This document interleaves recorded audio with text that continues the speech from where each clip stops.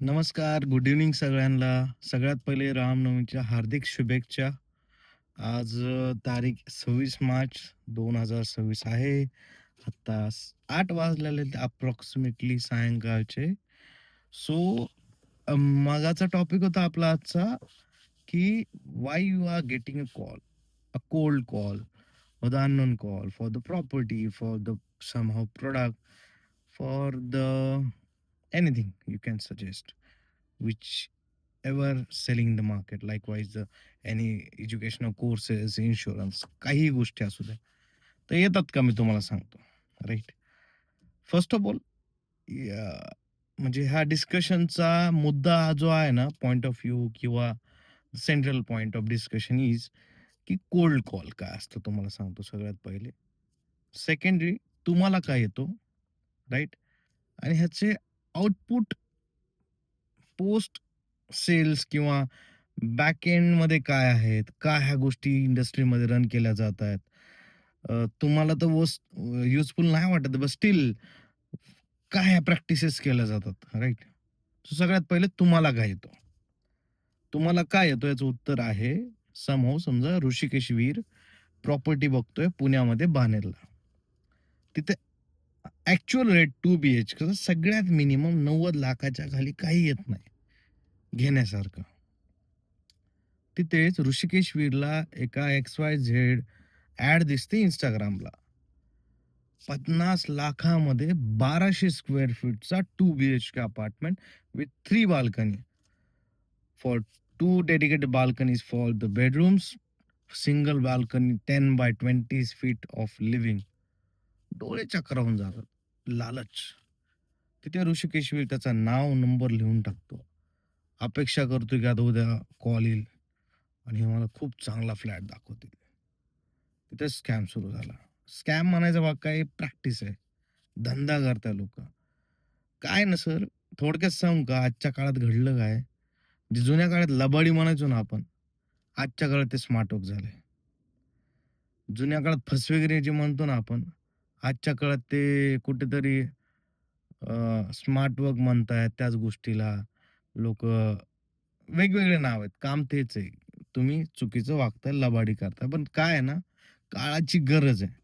आणि ज्या ह्या गोष्टी कळेल तो पुढे जाईल. जो नाही करेल तो मग तिथेच राहील, परेशान होईल. बिकॉज लोकं पण खोट्याची साथ देतात. खरं मी सांगून बोलतो पण लोकांना नाही कळत. चला आपण बॅक टू द पॉइंट. तर मग तिथे मी नाव, नंबर टाकतो माझा.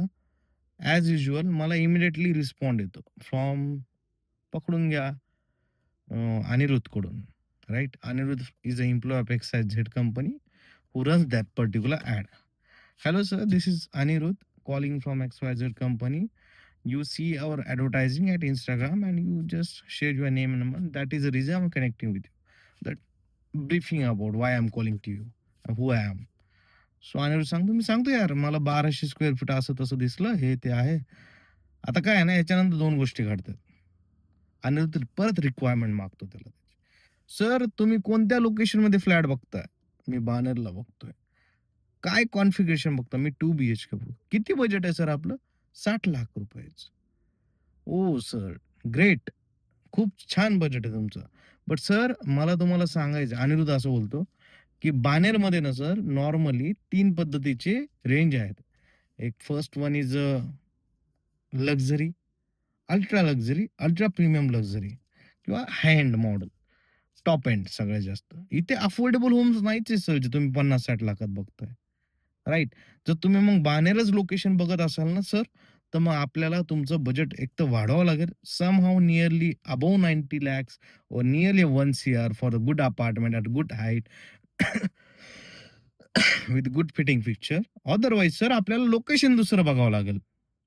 तिथे मग ऋषिकेश म्हणतो, "सर तुम्ही तर ॲड दिली होती." सर ही ॲग्रीमेंट व्हॅल्यू होती त्या प्रॉडक्टची. त्यावरती स्टॅम्प ड्युटी, जी रजिस्ट्रेशन लावलं एवढाच पैसा बनतो सर. जे मी तुम्हाला सांगितलं. ॲग्रीमेंट व्हॅल्यू तर 70,00,000च आहे. ॲक्चुअल व्हॅल्यू फ्लॅटची ज्याची आम्ही ॲड केली. हे पहिला पॉइंट आहे इथं. तुम्हाला अरे यार! गेला नंबर, नाव गेलं. काही नाही इथे, काही नाही मिळणार. तो जो माणूस सांगत होता ना यार मला, तो बरोबर होता. पण तो काय ना आपण विश्वास नाही ठेवला. अल्टिमेटली जे खरे लोक आहेत ते अर्न करताय, सेल करताय, कमवताय, जगताय. कारण ते खरे लोक आहेत. पण दे आर सफरिंग बिकॉज मार्केटमध्ये खोटे लोक पण आहेत. Right ultimately. झालं नाव नंबर गेला.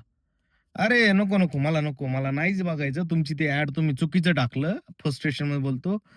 अनिल बोलला, "हां, ठीक आहे, ठीक आहे. सर काही हरकत नाही." आता अनिरुद्धकडे नाव नंबर आहे क्लायंटचा.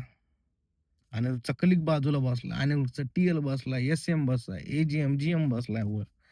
त्याने तर ह्या लीडवरती ₹1000 घातले नाव नंबर येण्यासाठी. वेस्ट जाऊ देतील का? नाही.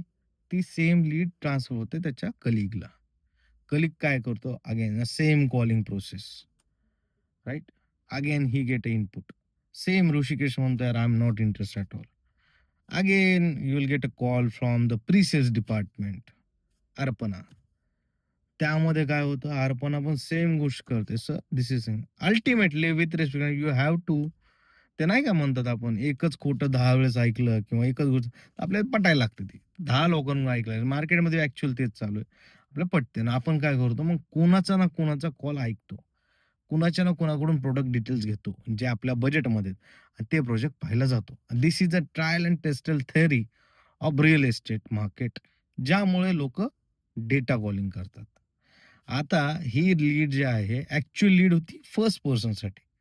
त्यानंतर त्याचं ट्रान्सफॉर्मेशन डेटामध्ये झालं because this is a very costliest thing to run a ad on Meta, PPC campaign सगळ्या गोष्टी. म्हणून कंपनी एकदा आलेली लीड रिवाइजली यूज करते. वेगवेगळ्या लॉन्चेससाठी, वेगवेगळ्या अपकमिंग प्रॉडक्ट्ससाठी. सोबतच they have your feedback as well, की या ऋषिकेशला एवढं बजेटमध्ये एवढं पाहिजे. तर ते फीडबॅक पुढे ट्रान्सफर होऊन म्हणजे चर्निंग होते त्या डेटाची. मग तुमचा डेटा बजेटवाल्या अशा बकेटमध्ये जातो. Under 1 CR, under 2 CR, under 3 CR, Punawale, Tathawade, Ravet, Baner कोणत्या लोकेशनला तुम्ही बघताय. तसं ऋषिकेशचं बजेट एवढं आहे.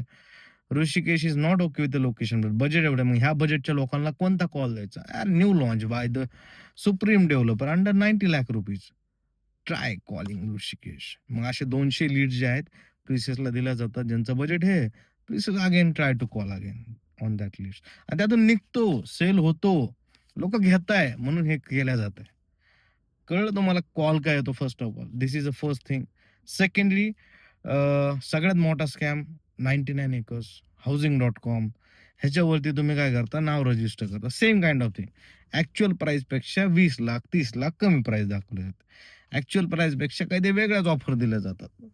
आणि नंतर मग तुम्ही नाव रजिस्टर करता. समजून घ्या 99 acres or the Housing.com is not doing sell to you about that property. This is a platform where developer or any third party is listing that property to get the leads for that particular product. Right? आता होतं काय? Amazon करतं ना, तेच काम करतं 99 acres. मी developer आहे. माझं प्रोजेक्टचं नाव आहे एक्स प्रोजेक्ट, बाणेर लोकेशन. मला लीड गोळा करायचे. मी लिस्ट केलं 99 एकर्स. 99 एकर्सनं माझ्याकडून मी पैसे घेतले. त्याच्या प्लॅटफॉर्म लिस्ट करा बिकॉज तिथे क्लायंट येणार, कस्टमर येणार. कस्टमर येतो, नाव नंबर रजिस्टर करतो.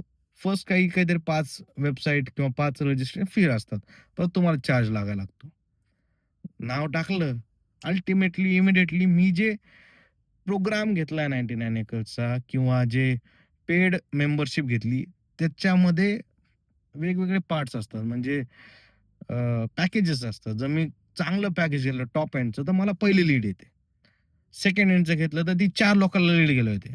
आणि जर मी बेसिक पॅकेज घेतलं असेल कमी पैशावालं, तर ती लीड 2 दिवसानं 100 लोकांना शेअर झाल्यावर मला येते.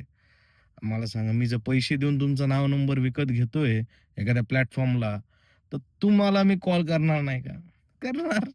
तुम्हाला कॉल केला, की तुम्ही परेशान होणार, की ऑलरेडी ऋषिकेश 100 कॉल आले. तो अजून एक मला करतोय. What is the issue? What I can say? आमचं प्रोसेस आहे. तर ह्या गोष्टी घडतायत, त्यामुळे तुम्हाला कॉल येतोय. पॉइंट कळला पहिला कॉल का येतोय, राइट? आता दुसरा पॉइंट, कॉल येऊन येऊन काय करावं? एखादा चांगला associate with the good knowledge एक काय फेस रीडिंग कळून जाते सर. तुम्ही 2-2 करोडचे फ्लॅट घेताय म्हणजे तुम्ही खूप चांगल्याने पैसे कमवलेत. पैसे कमवले इट्स मीन्स दॅट की यार तुम्ही खूप चांगले व्यक्तिमत्व आहेत. तुम्हाला नंबर ऑफ पीपल हँडल करायचा एक्सपिरियन्स खूप चांगला आहे. त्यासोबत तुम्ही वयाने मोठे आहात. सगळ्या गोष्टीत तर तुम्ही एक चांगला ओव्हर कॉल अंडरस्टँडिंग घ्या, की सेल्स पर्सन कोण पिच करतोय. त्याला भेटा, त्याच्याकडून प्रॉडक्ट नॉलेज घ्या. पटलं तर त्याच्यासोबत बघावं, तर स्वतः जाऊन बघा. त्यात नुकसान तुमचं स्वतः जाऊन बघितल्यावर. त्यासोबत बघितलं त्याला माहिती आहे ॲक्चुअल प्रॉपर्टीचा रेट काय आहे, लास्ट सेलिंग प्राइस काय होती त्या अपार्टमेंटची, त्या प्रॉपर्टीची. त्या प्रॉपर्टीमध्ये लिटिगेशन आहेत का? ॲक्चुअल लिटिगेशन टेन्शनवाले आहेत का? का बिना टेन्शनवाले आहेत? काय गोष्टी आहेत? खरंच हा प्रोजेक्ट विकला जातोय का? डिमांड सप्लाय आहे का? पुढे जाऊन काय? बऱ्याच गोष्टी आम्ही खऱ्या सांगतो क्लायंटला, राइट? त्यातून मी सांगतो सर 10 पैकी 6 क्लायंट फोन करून परत माझ्याकडून फ्लॅट घेतात. आणि मी व्हेरी ग्लॅड ऑन दॅट. आणि मी लय खरं सांगतो क्लायंटला, राइट? हे दुसरं कळलं तुम्हाला. प्रॉपर्टी कशी काय फायनलाईज करावं किंवा कुणाकडून घ्यावं, का कॉल येतात. तर डेटा कॉलिंग हीच आहे. आज आमचं तेच झालं. आम्ही ऑलरेडी आमचं टार्गेट अचीव्ह केलं, but it is a March end we have to over achieve our target. तर आमचे जे प्रिव्हियस डिलिव्हर प्रॉडक्ट्स आहेत, जे क्लायंट्स आहेत, त्यांना आम्ही रीच आउट केलं, ज्यांना मी साइट व्हिजिट करून दिलं. त्यांच्यावरती मी कॉलिंग केली त्या डेटावरती for particular one new launch. त्यातून काही मला प्रॉस्पेक्ट मिळाले. आता मी त्यांना परत उद्या रिकनेक्ट करेल. फॉर साइट व्हिजिट परत रिकनेक्ट करेल. फॉर बुकिंग परत रिकनेक्ट करेल. पोस्ट सेल्स काँग्रॅच्युलेशनसाठी. This is overall process. मी नाही करत आहे, तर कोणीतरी माझ्या जागी दुसरा करणारच आहे. कुणाला ना कुणाला कोणी ना कोणी प्रॉस्पेक्ट मिळणारच आहे. 10 पैकी 2 जण नाही म्हणतील. 4 जण एक्स-वाय-झेड रिझन सांगतील. 2 जण विकत घेतला 2 जण मिळतात. त्यांच्यासाठीच आम्ही काम करतो. सो कळलं? So I am very happy की मी प्रयत्न केला समजून सांगायचा. समजलं नाही समजलं कळवा. प्रयत्न परत करेल मी. जब तक करेंगे नहीं तब तक मानेंगे नहीं असा सीन आहे सध्याला. तर करत राहू. मिळत राहील. Thank you. Good bye. Thank you.